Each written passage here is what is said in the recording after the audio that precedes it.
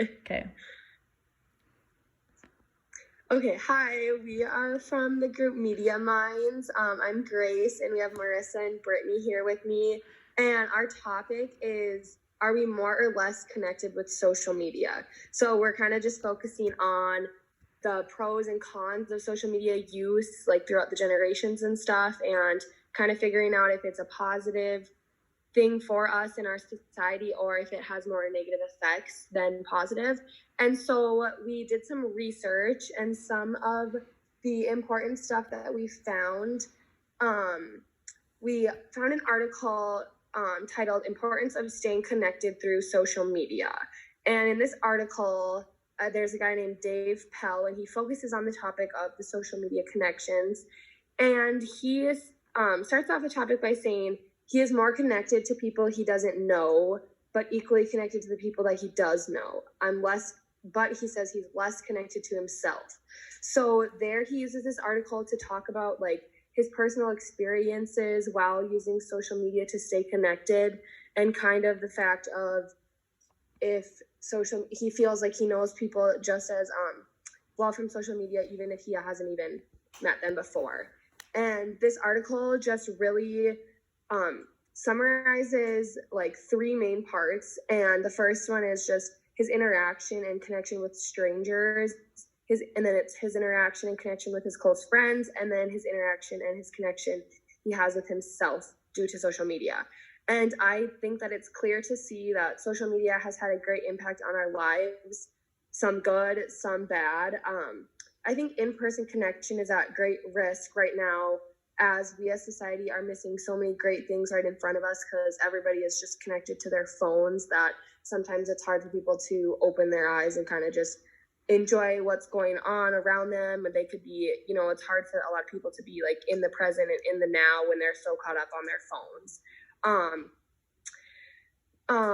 So the sole focus of a friend and yourself, this is also talked about kind of in the article, interactions with strangers and the in-person connections that we lack. So just kind of yet again missing out on even friendships, relatives, like stuff like that through being so tied up on your phone. And then we also had another article. This one was titled The Pros and Cons of Quitting Social Media. And I'm just going to summarize this one quick for you guys. This one talks about kind of the health factors affecting millennials mainly. Something as simple as checking social media before bed or being on your phone and your computer for large amounts during the day can really affect not only your ability to interact socially with the people that you're with, but also like intellectually. It can really trigger sleeping habits. Kind of sometimes it's like hard to go to bed and shut down all the stimulus that's going on if you are on your phone until the minute you shut your eyes. You need to give your brain some time to fully like let itself go to sleep, kind of, so you can actually get that good sleep. Social media can definitely teach us a lot, and this society today's age would be completely different without it. But imagine how much an individual could learn just by experiencing the same things that they're reading and living those moments instead of looking at them, kind of. Our technological skills towards cell phone and computers are becoming stronger, while our interactive social skills are becoming weaker. And I kind of think that that's just our main point and conclusion with our research. It's just everything is growing, and there's always going to be more and more things to look at, and always stuff to be on your phone, whether it's a game, whether you're doing research, anything. But I just think that also will take away from your social skills and interpersonal skills and stuff like that. So that pretty much concludes our research portion of the topic we studied. So based off of the research, we found a lot of pros and cons, and I'm just going to name a lot of the pros and cons, like that have to do with health factors, that have to do with the intellectual part that we're dealing with, as Grace said. So like messaging on social media, we all have Instagram, Facebook, Snapchat. Messaging on social media sites, our research has proven that it can lead to face-to-face interactions when people make plans via the sites. And that's obviously a pro, because during this quarantine, even like face-to-face interactions is what we're all missing out on, hence why everything is on Zoom. But social media is also known to reduce like loneliness of senior citizens who are socially isolated, and that's also helping during this whole outbreak. And the pros, there's a lot more pros, I believe, than there are cons. It can help disarm social stigmas like anxiety and depression. That's more of like the health factor that Grace already talked about. And it can provide academic research to a wider audience, like, for example, allowing people to access like inaccessible educational resources.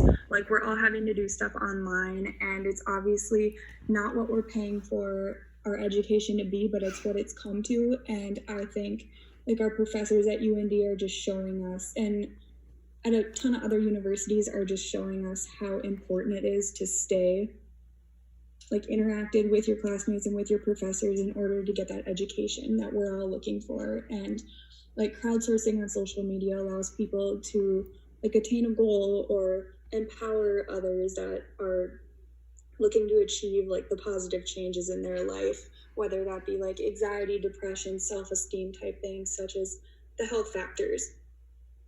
Some of the cons, there are less cons that we found researching. Like social media posts, they can't be entirely deleted. So like growing up, your parents always don't send something you wouldn't want anyone else to see. Like, it's always going to be saved. It's always going to be there. Like, nothing is entirely ever deleted. Social media, it can endanger so many things, whether it be like cyber. You can lose a lot of self-esteem on social media, but you can also gain a lot because of all the positivity on there right now. And like advertising practices of social media, a lot of people use social media these days not only for advertising, but their companies are based on social media. Their jobs are based on social media. They have to be on social media in order to make a living. And I've seen that increase. We've all seen that increase within the last like 2-3 years even. It has become very popular. And social media can get rid of the feelings of disconnect, but at the same time, you put your children, like, let's say you put your children at a higher risk of anxiety and depression and low self-esteem and eating disorders and stuff. All of that is increased a lot and seen a lot through social media standpoints. And a lot of social media can be just a drain on time. Like Grace said, in research, it's shown that you're on your phone. The first thing you do before you go to bed is you're on your phone, whether you're setting an alarm or you're scrolling through Facebook. All of us have gotten to the point where we can't sleep because we can't put our phones down, and that has affected our health tremendously across the US. And obviously that is one of the main cons as well. But through our research, all the pros and cons, there are a lot more pros that we have found. The cons, there are a lot of cons too, but the cons are minimal, and the cons are almost like a habit to us. It's not something we think about every day, but the positives we're reminded of every day just by going on social media. Mm-hmm. And another negative that was in the article that Grace posted, or that Grace just talked about, was, what was his name again, Grace? I'm forgetting. The man who wrote the article. Yeah, so the man from the first article that we kind of focused on, his name was Dave Pell. Okay, yeah, Dave had mentioned that when he walked through New York and there was like 300 people like in this room, he noticed that like not one stranger was having an interaction with each other, which that would probably go under like probably one of the number one cons in that list, because you're not really interacting with anyone you don't know. You really only interact in person with people you know, because everyone was just going through Facebook, going through their phones, messaging people in a very social setting with 300 people. And like he just said, like right there, he felt the disconnect from the world. That's why I think face-to-face interaction is that much more important in this like even right now, like speaking in this moment at this day, like quarantine, like we're on our houses, none of us are being able to see our friends on campus. Like I just think it's very important. Like I think Zoom is an awesome thing, and FaceTime and stuff, and all this online is actually teaching us a lot more. Although we didn't expect it and it's not fun, I think it's teaching us a lot. Just teaching us how important that face-to-face interaction is. I for sure agree with that. Okay, so I'm going to move on and go into our 3 interviews that we did. We did some research on different generations and how they view this topic. So we interviewed 3 people. We interviewed a high school student who's my brother, and then we interviewed an adult, so someone who is between the ages of 40 and 50. So we did my 50-year-old mom, and then we interviewed my grandma, who is obviously, I think she's in her 80s. So we have 3 very different generations, 3 different age gaps there. And yeah, we got very different results from each of them. So we'll start with the younger one, who's my brother. He's an 18-year-old. He's going to college next year. And I asked him the same thing that we're talking about. How do you think social media impacts you, like the people around you, and all that? And he totally thought that there was nothing wrong with social media. Social media only does good for the world. He had talked about, in my classes I get to go online and go in Google Docs and work with students and stuff through that. Like he found nothing wrong with it.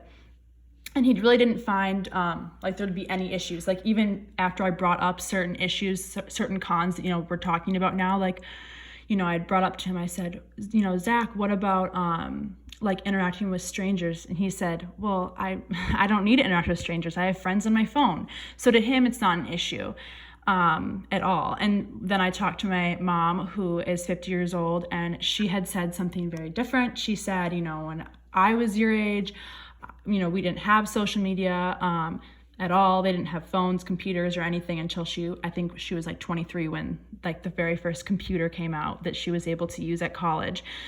Or that she was able to use after college. And so it's just crazy. She had told me when I was talking to her in the interview that she felt that social media puts a huge block in the road for communication. It puts a huge block in the road for getting to know people. And right now, in the quarantine, she talks about how she's not able to see her friends right now. So yes, there's definitely a positive there. Tonight she was able to have an hour-long phone call where she played the handshake game with her friends, which is super fun. And she couldn't be able to do that, 20 years ago. But that was something super fun for her. But she doesn't think that social media is needed, and she thinks that it definitely puts a damper on connections with people she doesn't already know. And then I talked to my grandma, and my grandma just got Facebook 3 years ago. She, just got her very first smartphone. She's not really, she doesn't need technology to survive in this world. And so for her, she totally thinks, she sees her grandkids. She has 4 grandkids, and she sees us, and she's like, I just don't get, I don't get what you're always doing on your smartphones. What are you always doing on those? And she just was telling me about how, she thinks that, the connections at family dinners when we're there, we're scrolling through our Instagram, and our family's right there. She finds that to be an issue where we're not connecting as much in person. We're not having those interactions in person. We're more, yes, we're able to connect. Right now, I'm able to call her right now and have a conversation. I can Zoom call her and we can talk over the phone and look at each other. That's great, but in-person communication is really where she sees it to be an issue. We're not able to have as in-depth of conversations in person. And I know the Dave in the article that Grace talked about, he had mentioned the exact same thing. The in-person was the biggest issue. He didn't find any issues with the online. It was better than before, better than it was 10 years ago, 20 years ago. But it's really the in-person that's really the biggest issue. So those are our 3 interviews that we did, and we definitely learned a lot through the generations. I think every generation sees social media very, very differently. I mean, obviously, as you can tell. But yeah, we did a lot of research on this topic. We are very excited about this topic. I know that we haven't really thought, I know me personally, I haven't really thought about like how this topic, how like social media really impacts me personally. So yeah, it was really good to research about this, learn about it, and then talk about it with this group. So yeah, that's our Zoom call interview.